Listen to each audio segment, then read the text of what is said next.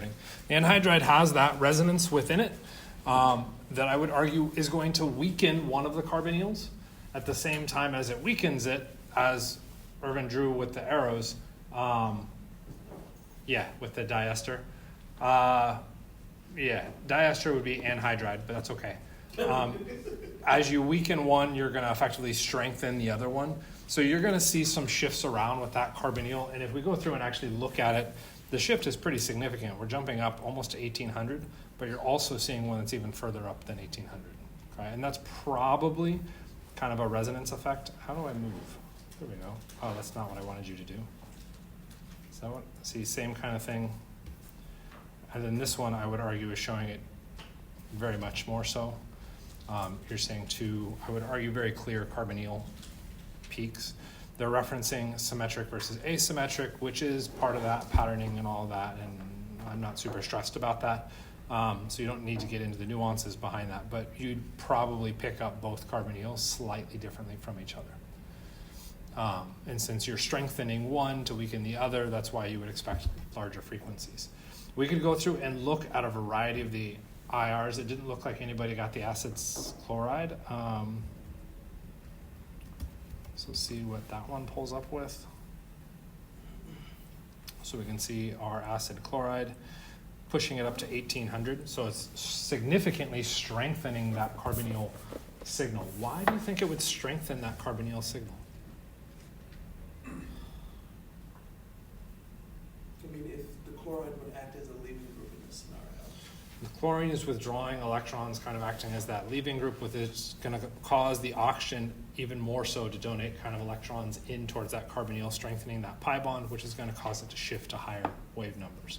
Similar to what we saw with the, I keep calling it diester now that it's written up there, the anhydride.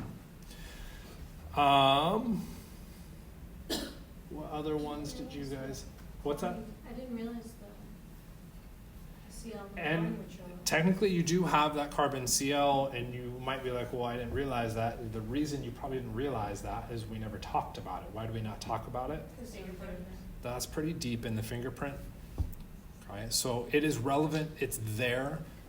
Is it worth really stressing about and worrying about? Probably not. And more than likely on a test, they aren't going to be asking into that range. What they're going to be concerned about is what's happening in the probably even 1600 and higher range. Okay? And the point of having you go through and draw out all these functional groups and identify what's happening within their IRs is trying to find out those key differences, so that when you go through to answer a test question, what you're focusing on is the differences behind the IR within those functional groups, so that you can whittle away the noise, because there's a lot of noise when we look at an IR spectrum. So we could go through and look at this, and if we just zero in on the spectra, I'll try and zoom out. Oh, it's split across pages, of course. So let's ignore kind of the reaction for a second. We get 4 answer choices kind of shown up there. What we should be kind of keying in on would be those key differences. So what key differences do you see? Give me a letter and a difference. Well, I can't fucking tell. I'm gonna be honest with you, I can't read the numbers from here, man. Do you need to read the numbers? No. Irvin. I see on C2, on C and A, I see multiple peaks on the carbon, probably a carbon. So and you're saying in here? Yeah. Is that what you're saying? Okay. So seeing multiple peaks there. Okay. To what I was kind of suggesting as differences, you are seeing a difference, because if we look at B, you're seeing single peaks versus multiple peaks. So that is a possibility, but I would argue you're kind of splitting hairs within that range. Okay? While that is still potentially valid and useful to look at, that's going to be kind of challenging to nail down. So I would still avoid that range. B has that very broad region from like 3,000 to like 2,100. You got a big, messy, broad region in there. Okay, that should scream characteristic for, take it a step further, carboxylic acid. So saying OH, that makes me internally happy and grand, and that's all lovely and beautiful, but that's shifted so low and it doesn't have that nice standard broad pattern to represent OH. That's an OH that has shifted downfield, I'm not sure I can use that word, lower wave numbers due to the resonance with the carbox or the carbonyl. So that's characteristic for a carboxylic acid. Okay, so if we're picking that up, we've got a carboxylic acid. We could confirm that secondarily by looking at the presence for that carbon-oxygen double bond. Speed on a test, I see that, I'm calling that a carboxylic acid and calling it a day. Not even bothering to look at the 1700, to be honest. What else do we see? A has very strong peaks past the 3,000 mark, which might be Okay. like an A is picking up some pretty strong peaks in that range, whereas C and D look pretty constant in the same. So I would say A has something standing out as well in that range. That standing out, we should be able to go in and look at all those tiny little wave numbers, but even zoomed in on my screen, those are virtually impossible to see. This is an artifact of rushing through test building and not getting the wave numbers edited in a version that is easier to see. To give you a little bit of context, that line is 3,000. That one is 4,000. So those two peaks are sitting probably 34, 33. Okay, if we're sitting 34, 33, that's pretty high for a CH stretch, even for a CHSP stretch. It's possible, but we're sitting pretty high up there. So what would show up high up there as those kind of sharp peaks? Amide? That would be our nitrogen, okay, our NH stretches. Okay. Why should we think that we should add an amide, which is adding the carbon-oxygen double bond? because there's kind of that similar peak. We could shift to the 1700 and see in that 1700 we do have that carbon-oxygen signal, okay, that we identified that was consistent for all of them. We had some patterning there. You might also note that for that particular one we're seeing multiple peaks. Why would we see multiple peaks there? That resonance is probably picking up two pi bonds, okay? The carbon-oxygen and the carbon-nitrogen, okay? The presence of those two potential double bonds is probably what's contributing to those multiple peak patterns within that. We're getting that secondary resonance option. We don't see that for the carboxylic acid, even though it still has that resonance. What's it producing? Another carbon-oxygen double bond. Like, that's not going to nuance it very well. We might see, as we are here, that the line broadens a little bit, and that's because in that resonance system, we do technically have a slightly different carbonyl because the oxygen has that hydrogen connected to it. So it's probably what's contributing to that line broadening. What do we see in C and D?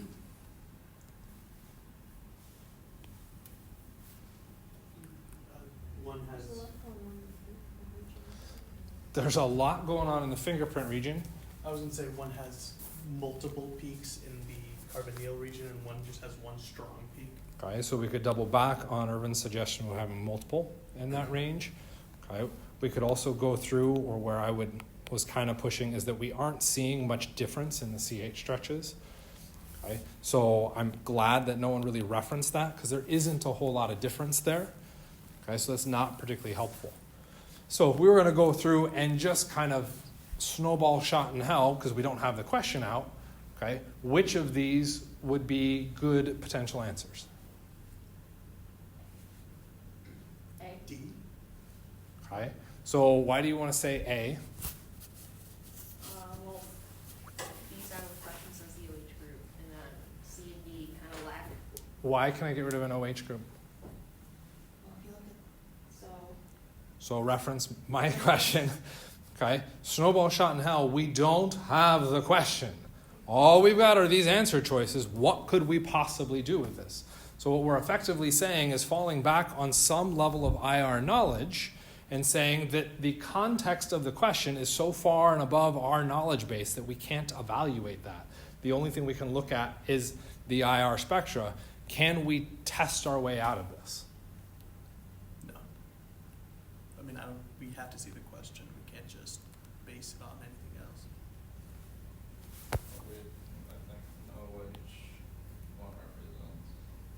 So we have the OH1 that's standing out as characteristic. I would argue we have the NH1 standing out as characteristic. What difference do we have between C and D? Nitrogen.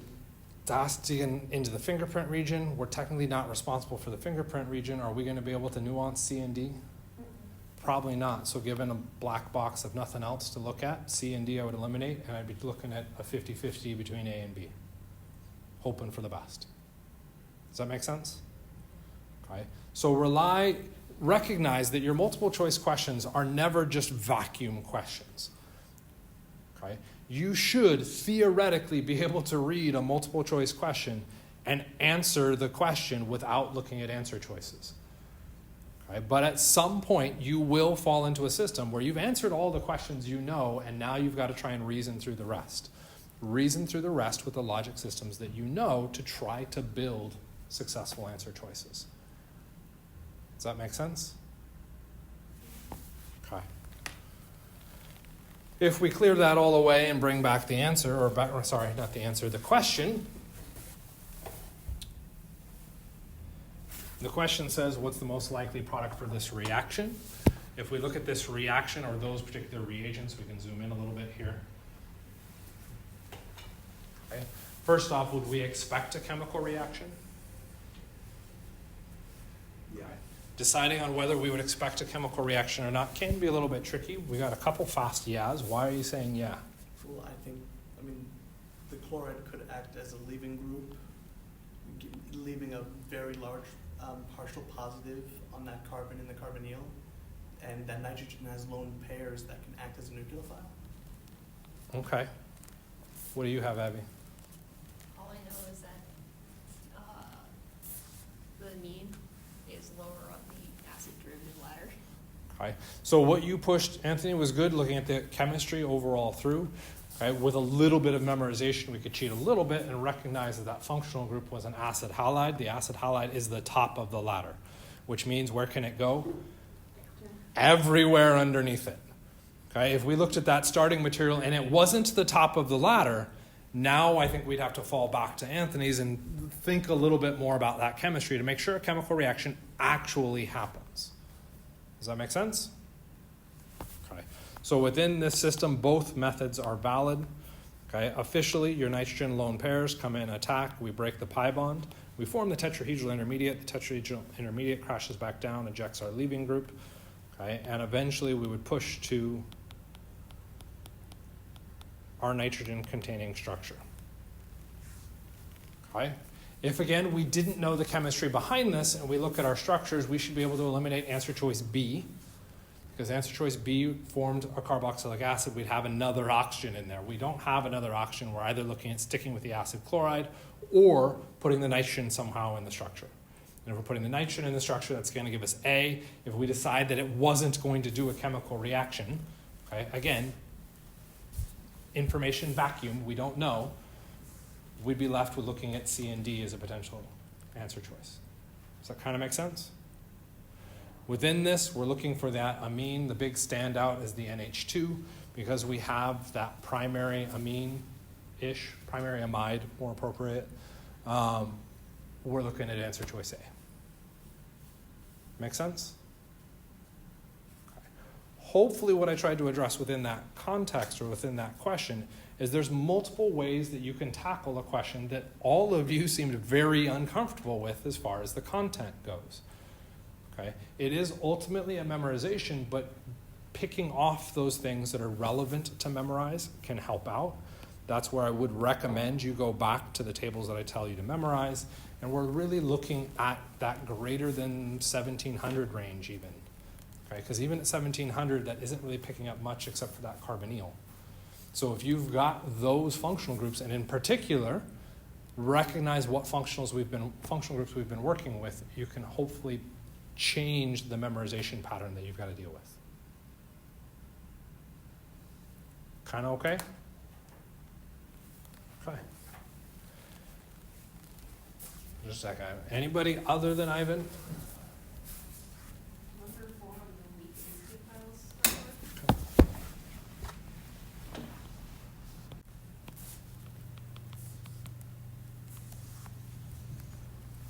All right. I like this kind of question because what we should be doing is looking back and forth. Okay, it's the same kind of concept. Look for the thing that's missing and try and identify it. I would argue this is easier than reagents, because reagents you're usually memorizing or trying to deal with a very small thing. Here you can just look to see what thing is missing. I'm gonna use an aromatic in the product.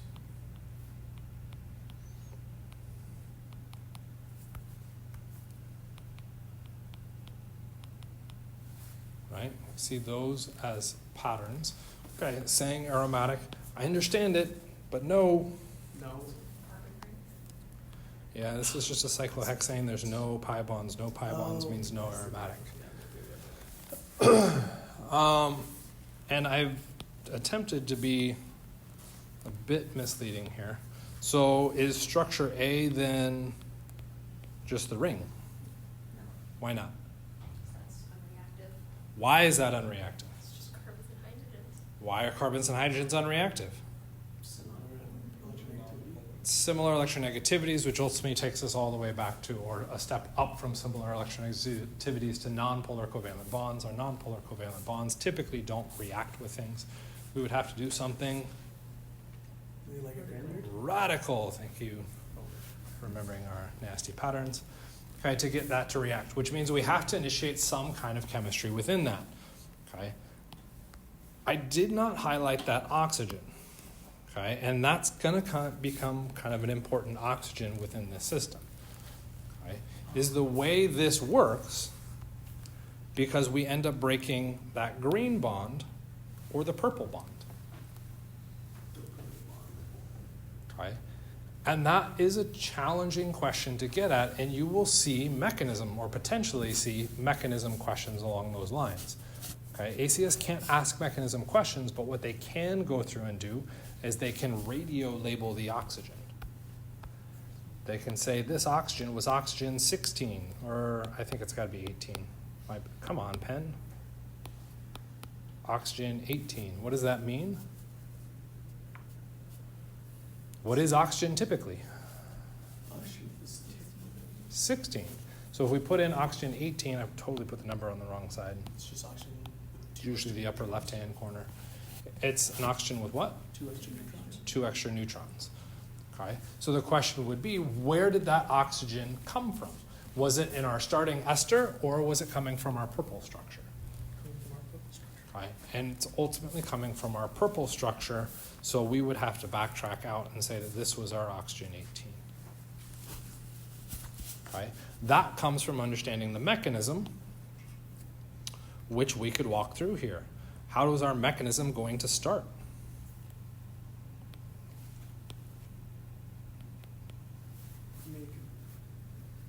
Kind of a tricky question.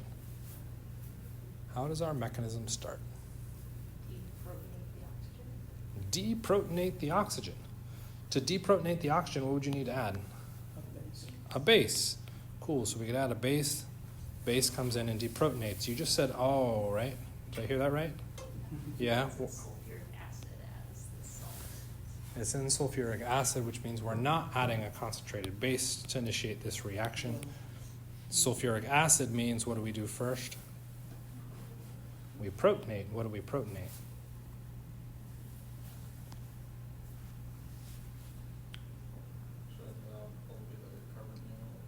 Maybe that oxygen circle in blue. Maybe the oxygen circled in blue, and this does become a challenging question. We've got lots of oxygens that could act as bases to pick up that hydrogen. Which one is the best one to pick it up? It's the carbonyl. I'm just going to do that. Lazy arrow. I'm just going to erase that.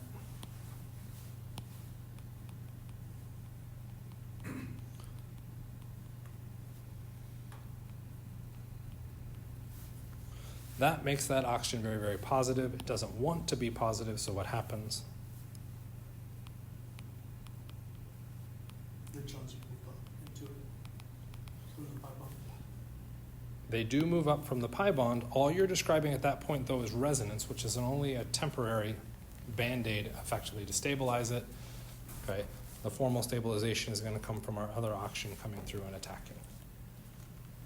Okay, that oxygen goes through, produces this big old nasty honking structure with our stabilized oxygen now.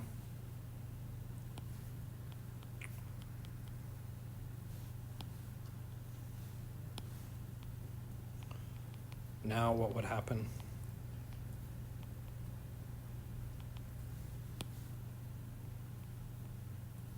The electrons would go back down to the red carbonyl and kick out the Well, ester.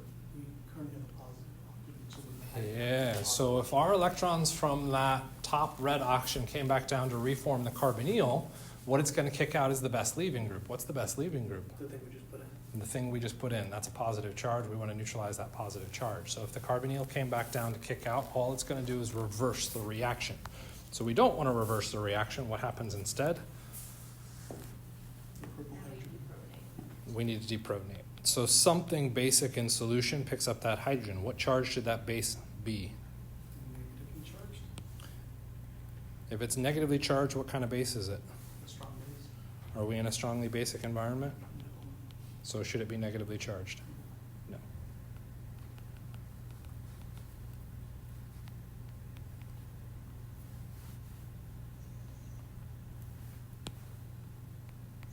So then what happens?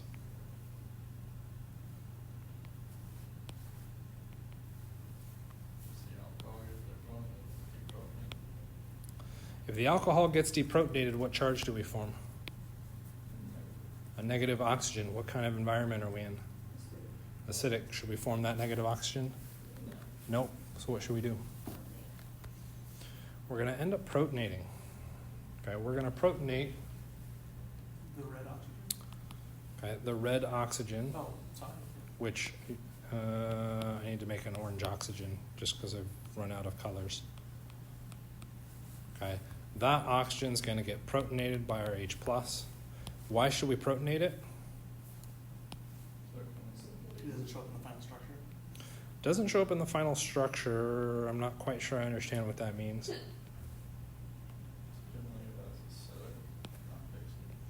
So it can leave as technically a neutral structure because we don't want it to leave as that basic atom with that negative charge. I dug way too much of a hole with all these stupid colors. Too many different atoms. There's our oxygen ring. Okay. Does it want to really leave on its own? This is a potato-potato argument in my mind. I would have the electrons come down to eject it. Okay. Why is that sort of a better structure or mechanism? Oh, because even in this environment, the oxygen wouldn't act as a good leaving group. 'Cause I don't know that I'd go that far because it would be a neutral oxygen. I think we'd be okay with that. Why do I want to have it come back down to kick out that? There's two other oxygens behind the electrons. No. Why not just have it leave on its own is the question. And then our last step or something basic can come in, remove that. So for this question. If it left on its own, what would it form? Tertiary A carbocation. And what's the problem with carbocation? it's unstable. It's missing its octet. If we go through the product that we actually drew here, okay, and I guess for the sake of the recording I can point to it too. This structure that where's my arrow? Jiminy Christmas. Okay. This product here is technically a better product than if this oxygen left on its own. If it leaves on its own, it would form a carbocation that we could resonance stabilize to draw this structure. But when we try and draw mechanisms, we always try and draw the most stable product that comes out of it. So we shouldn't be showing the carbocation because the carbocation is a missing octet and it's a better mechanism to show that the carbocation would be stabilized immediately. Okay. Real subtle nuance within that system, not that big of a deal, don't stress.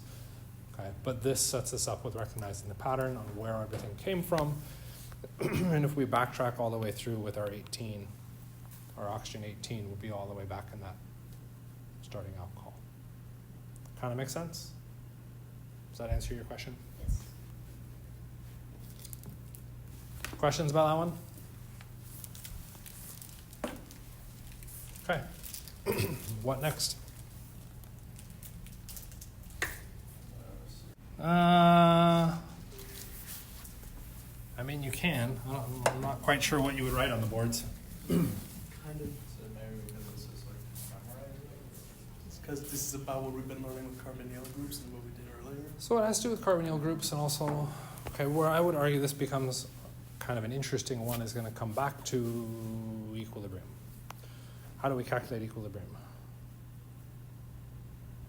What do we look at when we talk about equilibrium? We could calculate equilibrium, though we aren't technically calculating equilibrium. What do we calculate when we talk about equilibrium reactions?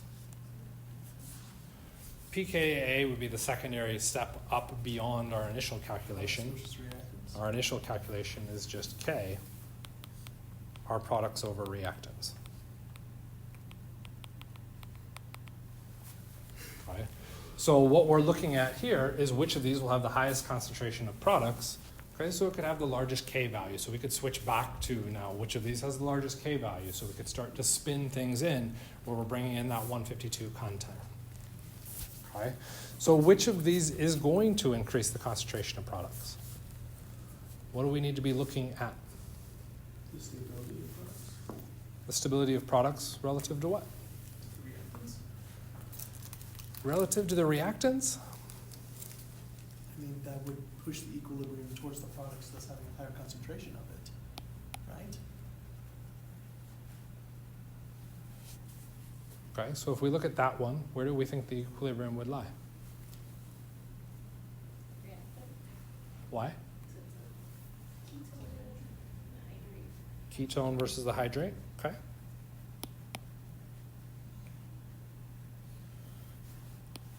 Where's this equilibrium lie? Products. No, sorry, reactants. Reactants, why? Aldehyde versus a hydrate. Aldehyde versus a hydrate. Where's this equilibrium lie? Reactants. Are you seeing why I don't like your suggestion? Okay, so we can look at each of these individually, but that doesn't answer the question. Okay, because all we're going to go through and say is the reactant is favored in every single one of these. Okay, that's not particularly useful. What we're trying to figure out is comparatively. Yeah. So, what's the comparison that I need to be making between each of these reactions? Stability of the reactants, because they all fail the reactants, therefore the least stable reactant would give the most products. And we can spin it by looking at the reactants, so we could go through and try that. Which of those is the least stable?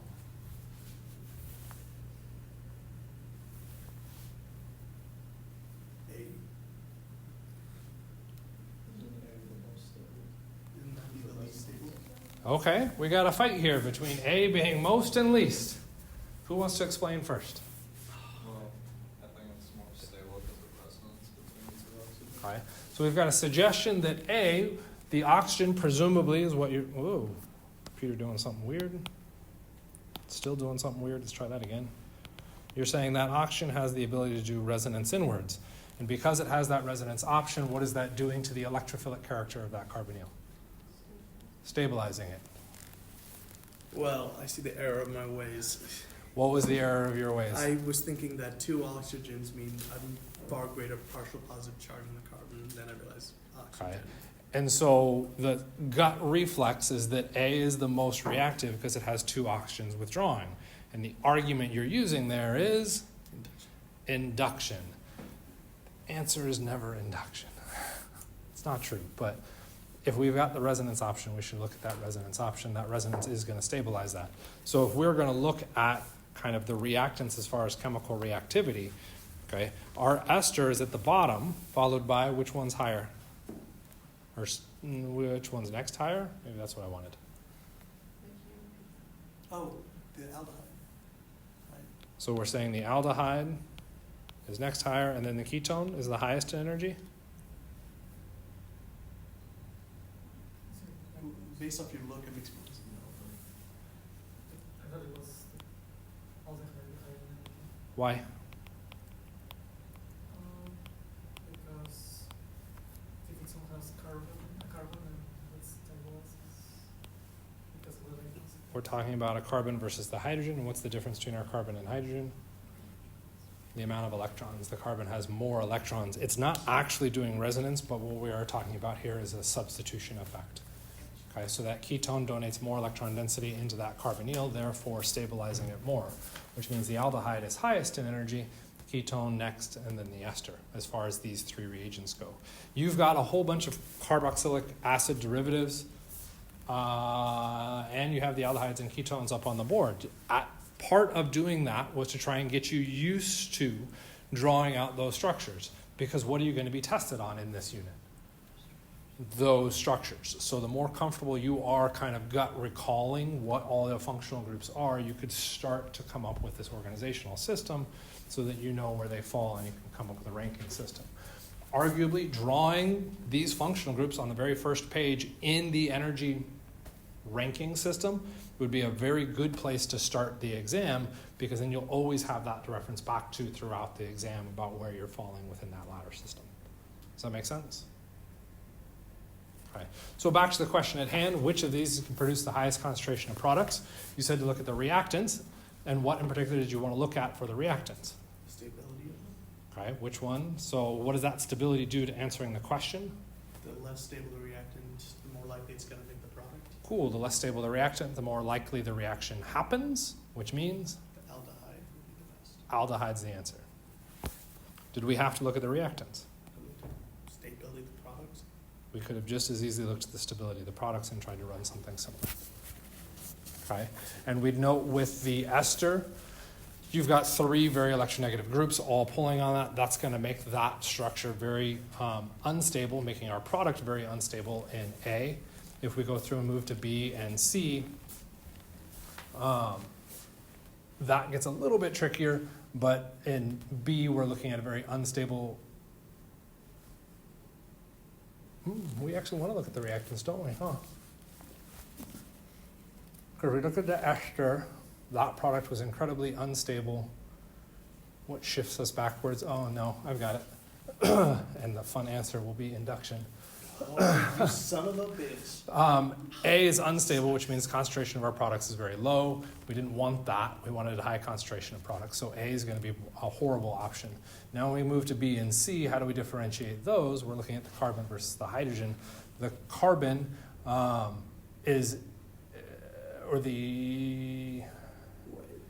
your oxygens are withdrawing those electrons.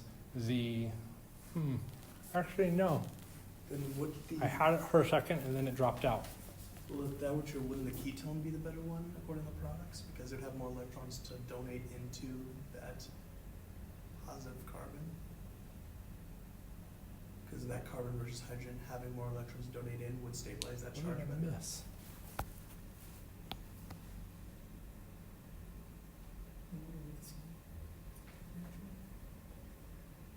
I might actually have to look that up a little bit more.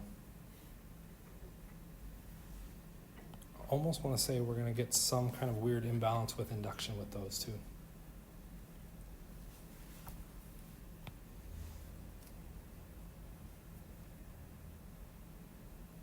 I think we have to look at reactants.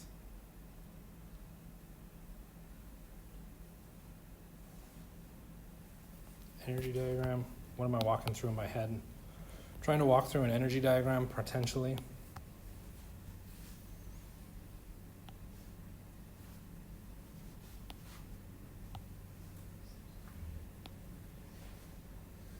But this one's going to flip up even higher.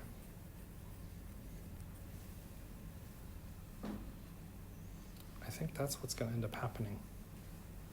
We're getting a weird crossover in that middle, and you're trying to differentiate the difference between here and here. Whoops, that should have been red lines. Versus here and here. And it's how different those are in stability versus how different those are in stability. So I think you have to look at the reactants. I think that's going to be the easiest way to dictate that. Yeah, because it has such a large energy barrier there that you're not going to get much just because it requires such a large amount of energy to get to that more stable product. I've got to look at that one a little more carefully. Come up with a better explanation, because I don't like my explanation. I do think we're sitting at the aldehyde, and that's one that I'll look up just to make sure. But I got to get a better explanation on the aldehyde versus the ketone. Sorry about that. So why was it? I have to look up a better answer. Well, what did you say before that, like, or it does not matter since you're gonna look at it? So, because I don't like the explanation I've got, where we looked was looking at the energy of the reactants to try and come up with that comparison. So, comparing the relative energy of the reactants to establish your equilibrium. The aldehyde being more active is more likely to react with the water than the ketone, which is why we're sticking with the aldehyde. We should be able to also use the energy of the products to explain that, and I don't have a good answer on that between those two right now. Oh, My half-assed answer, which I don't really like, is that you're putting a lot of electron density in that space. And that larger amount of electron density is potentially what's destabilizing it.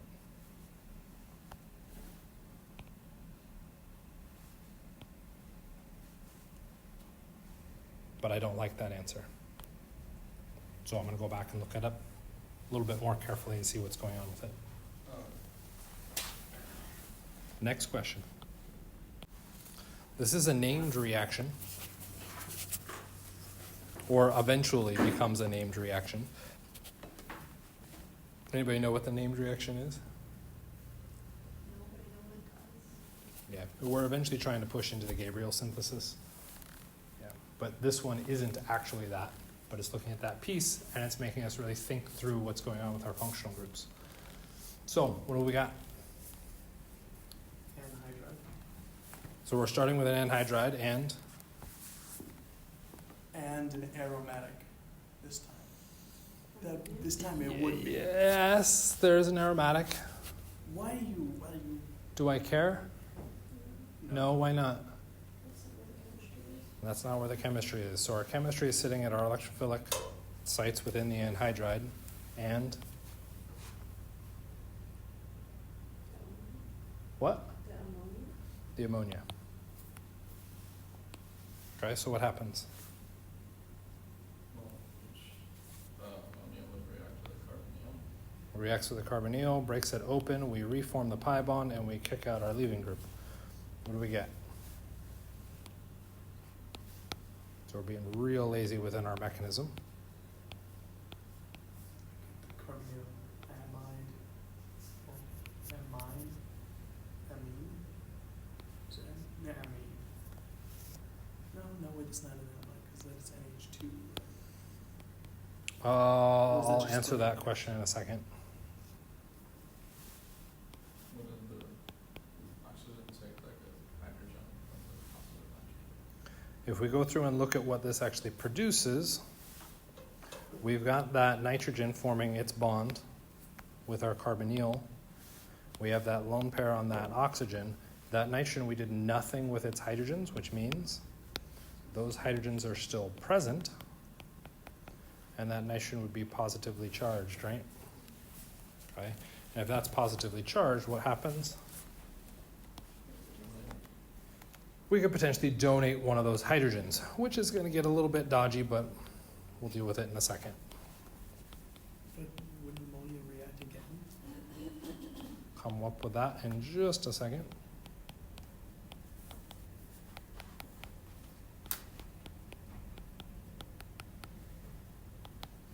Okay, that nitrogen regains its lone pair. Would that lone pair be basic enough to deprotonate the acidic hydrogen? on the carboxylic acid. For the record, the green lone pair in our black product.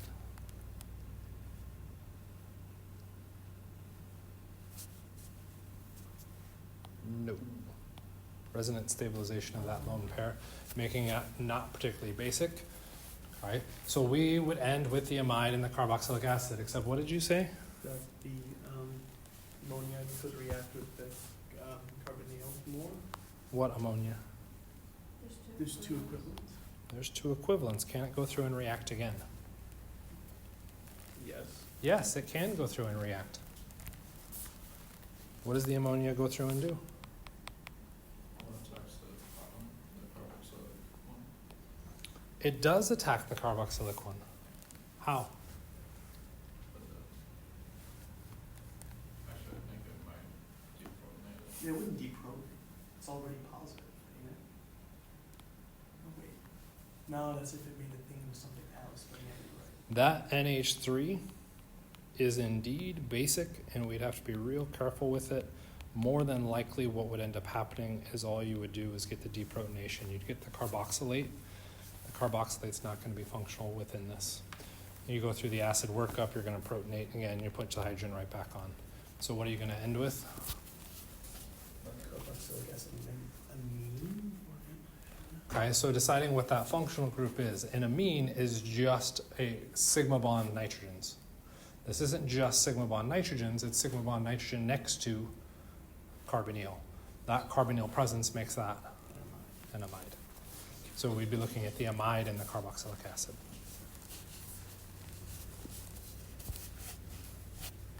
Hooray. How could I get the amine to react with the carboxylic acid? Because isn't that one of our reactions? make it less basic. Sorta.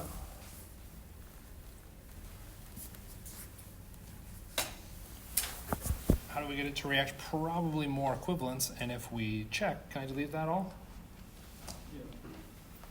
We can go up to You said that's an amine. amide Amide. with D.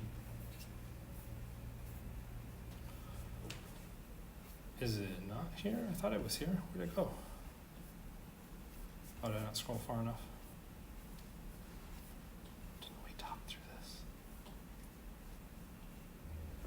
Oh, I was looking at the reverse. We can go from the amide to the carboxylic acid. We won't go from the acid to the amide easily. That requires a little bit more work to get that reaction to work. And we'll have to run it under acidic conditions to make a better leaving group. Those acidic conditions also mess with the nitrogen ability to act as a nucleophile, so it turns into a messy reaction. But it's not a particularly nice or pleasant one. Could you repeat the difference between the amide and the amine? Sure. I'll take it a step further. The amine is really just referring to that one sigma bond. Okay. If I, however, add another functional group at one of those black positions that affects the chemistry of that bond, that changes the name. So if I add a carbonyl here, that now changes the overall chemistry, and we no longer call the joint group, if I had done a better job of this color coding, we would call that joint group an amide. Okay. And if you want to know something that's extra irritating with this, because why not? What do we call this one? An amine? Is it still an amide? Amide? Okay. And because you mentioned it, Erwin, we'll go ahead and throw in the other one. When it's the positive nitrogen, it's the ammonium. Okay. When we go to that negative nitrogen, we're having a little bit of trouble remembering that one, so let's switch it up a little bit, and maybe this will help jog your memory.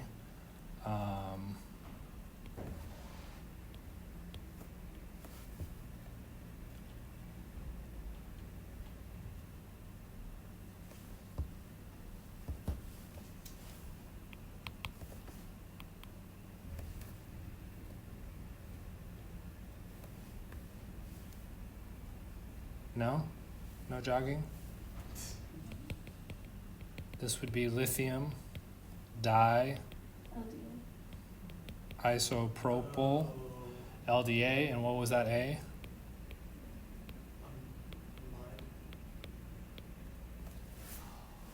Yeah. That amide is not referring to the amide functional group, it's referring to the negative nitrogen. Isn't that lovely? Yes. Gotta love that.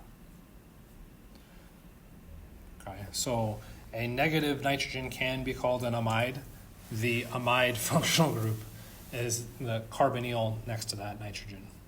And you can have, which gets also interesting now that I think about it, because that amide functional group is actually talking about that bond in orange, okay, which means what can I do to what I've labeled as the amine functional group?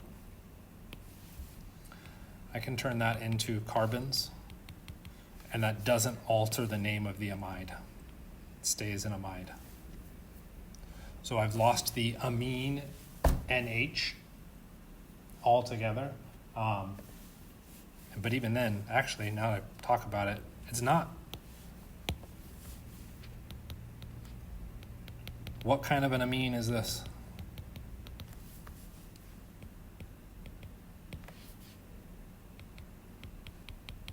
Don't shout it out all at once.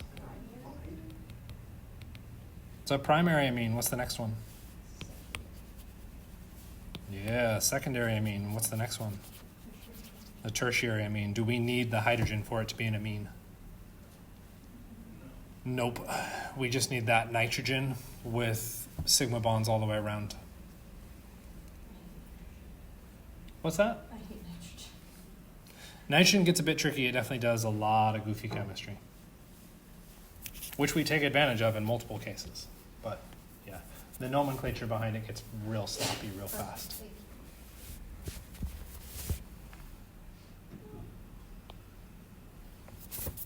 What's the next question?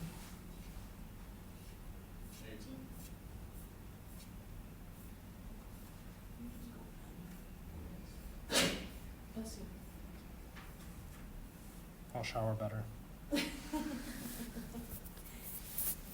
Ooh, exciting. What's this one?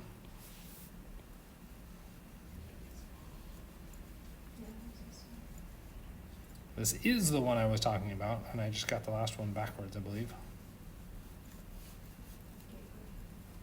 Yeah, this is the Gabriel synthesis.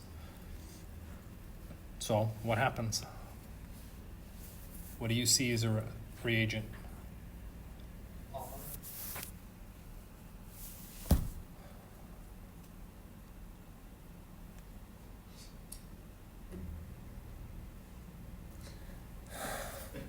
Hydroxide. I mean, R could be the most reactive thing there. You never know. yeah, okay. I get it. Yeah. R is actually not a bad thing. I can chime in off of that. Because officially that's what the question is asking about. I'm not convinced that's why you said R, but okay, the question is asking about what that R group can be within this particular synthesis. Okay, so it's actually asking about the details behind our overall reaction. Okay, so what is the chemistry of that R then, since you want to jump on that? It's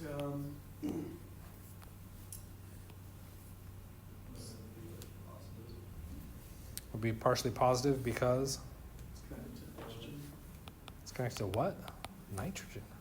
Oh shit! I was looking at the products there. Sorry. It's connected to the chlorine. Okay, so you're generating a very large partial positive on the R group, very large partial negative on our chloride. The chloride is going to be stable as a leaving group, so we're looking at R acting as a potential electrophile. Okay, so if we look at A, B, C, D, are those all electrophiles? Yeah, so what's the difference between those? Tertiary, secondary, primary. Cool. Primary, tertiary, primary, and secondary. So we could look at those classification systems. So if we were running an SN1 mechanism, what would our answer be?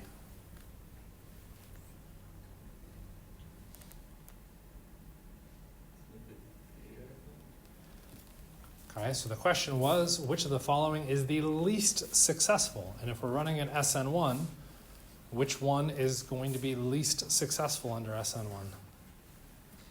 When we say SN1, what are you supposed to say? Carbocation. If we want least successful, what does that mean about the stability of the carbocation? It's very unstable. It's unstable. Is B the most stable or the most It's the unstable? most stable. Is it the most stable?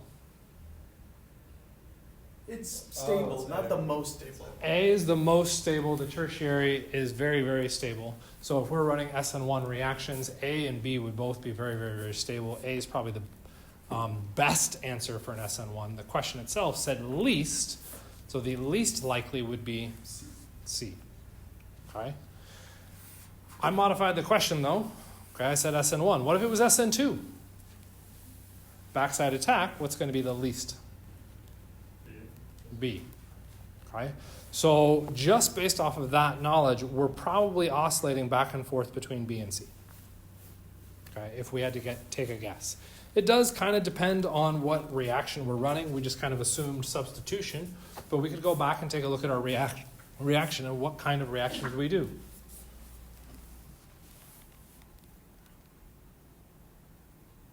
Comes a harder reaction to see, but it's there. Do acid base. We did do some acid base, but is that the only thing that happened there?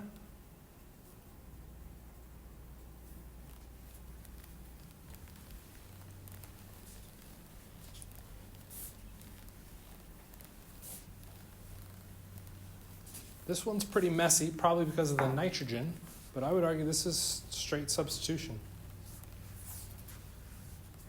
Okay. That chloride you're replacing with a nitrogen. That's the substitution reaction. That nitrogen is all tangled up in a giant mess of a structure, and we'll address that in a little bit. Okay. But how does this overall reaction work is now going to become important to us, because if we said it was an SN1 mechanism versus an SN2, that changes our answer.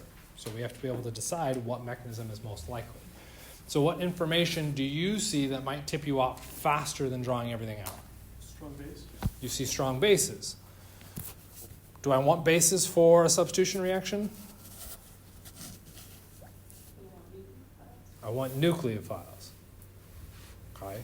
So what does the strong base tell you? Fantastic nucleophile. We can try a different emphasis. What does the strong base tell you? It goes with the outside. It works the outside, not the inside. What does strong tell you? It's a very good base. It's negative. Keep going. Think SN1 versus SN2. What does strong tell you?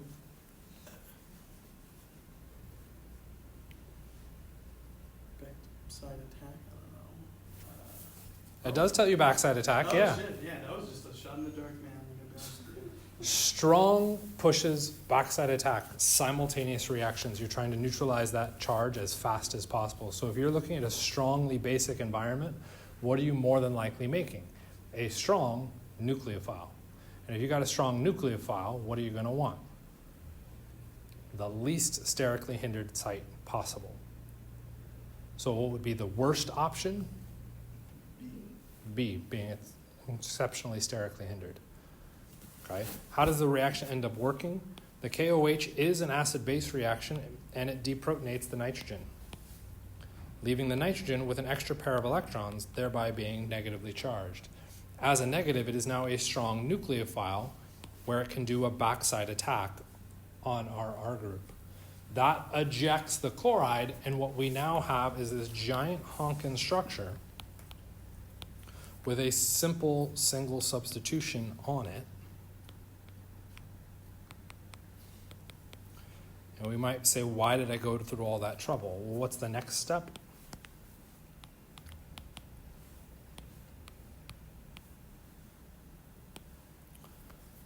The next step is our nucleophile addition elimination, Which would do attack the carbonyls. which attack the carbonyls, which free up the nitrogen from the structure. And now we'd be left with our nitrogen with the R group. We add some protons, and we've got a primary amine. Okay? So it's stringing those reactions together to create this overall system. We can walk through that mechanism. It is a bit of a long one because it's just a bunch of acid-based stuff. Yes? Does the pi one doesn't take a role into that? Say that again? Like with the pi one will like do kind of resonance on it? Well, it's not making a carbocation, right? Yeah, there's no real carbocation forming here. What are you asking about the pi bonds of the aromatic system? In A? That's a primary structure, so the pi bond could come in to do some mess with some resonance if we were really worried about it. Because you're running an SN2 reaction, it's going to be a direct backside attack, so that pi bond probably isn't going to have a huge effect. You're still looking at it being primary. It should react pretty swiftly. If the pi bond was in a slightly different spot, vinylic as opposed to allylic, if we dropped it there, now that pi bond contributes and it becomes really problematic because we don't get a clean backside attack. Did you guys get your whispers answered? No, I was like, is it B or C that's Okay. I'm still trying to. So if we go back and look at the reaction on where we did that chemistry for that R group, we said it was an SN2. And if we run an SN2, what is the favored position? What favored substrate do I want? Primary. And the question, it's being asked the least successful. Least successful is going to push the tertiary. The Gabriel synthesis is literally known for making primary amines. Like that's its number one goal, is to make primary amines. Okay? Well, why is it such a big deal? Why go through and do all the Gabriel synthesis? Why not just take an R group with the chloride and react it with NH3? Shouldn't that go through and do nucleophilic attack, kick that out, and get me the product that I want? Where I've got my nitrogen connected to my R group, I've got the chloride as a leaving group. I can deprotonate and get my nitrogen back. I still have lone pairs on that nitrogen. Those lone pairs on that nitrogen can now go through and react again. Okay? This was unit 1. When we talk about trying to use nitrogen as a raw nucleophile, it's very problematic because one of the byproducts, or the end product, creates a nitrogen that is at least as nucleophilic, if not more nucleophilic, than the starting material. So you get this giant mixture of products. In the case with the R groups, we'd get the primary, we'd get the secondary, and we'd also get the tertiary and the quaternary. Whoops. So you get all of those products, and how do you separate them all away from each other? Well, the only one you can really separate would be the quaternary, and the quaternary you can separate because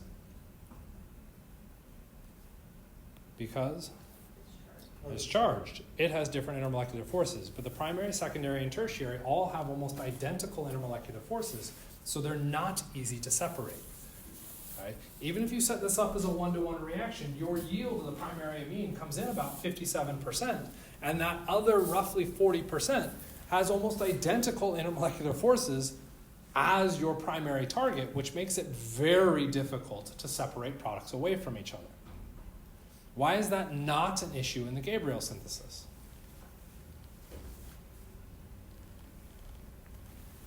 Once we run one substitution, don't we still have lone pairs on that nitrogen? The lone pair's ability to be a nucleophile. Why are those lone pairs limited now as a nucleophile? It's got stuff on it. No, not good enough. Why are the lone pairs on our black structure sitting in the middle? Those lone pairs are preoccupied into resonance. That nullifies their nucleophilic characteristics. This is one of the reasons why we had to add the base to remove the hydrogen initially. We can't just start with the phthalic anhydride. I don't know if that's the right name. We can't just start with that nitrogen ring structure right out of the gate. We have to use a base, because the lone pairs on the nitrogen are occupied within resonance, which makes them non-nucleophilic. We use the base to remove that last hydrogen. Now we've got a nucleophile, I can do the substitution. I'm stuck at one substitution because the other lone pairs are tied up within the resonance system. Now I can move on to a different chemical reaction which removes electrophiles from the system, and I don't have to worry about that nitrogen going in and picking up more structures.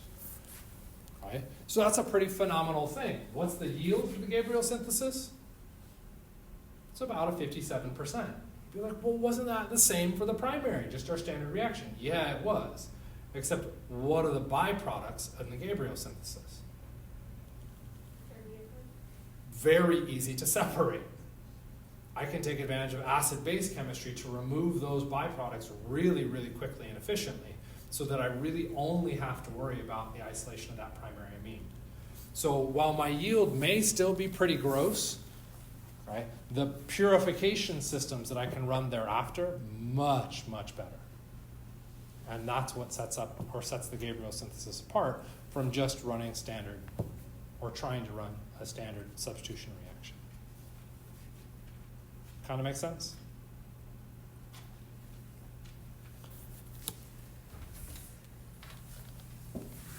Okay. With that, we're done.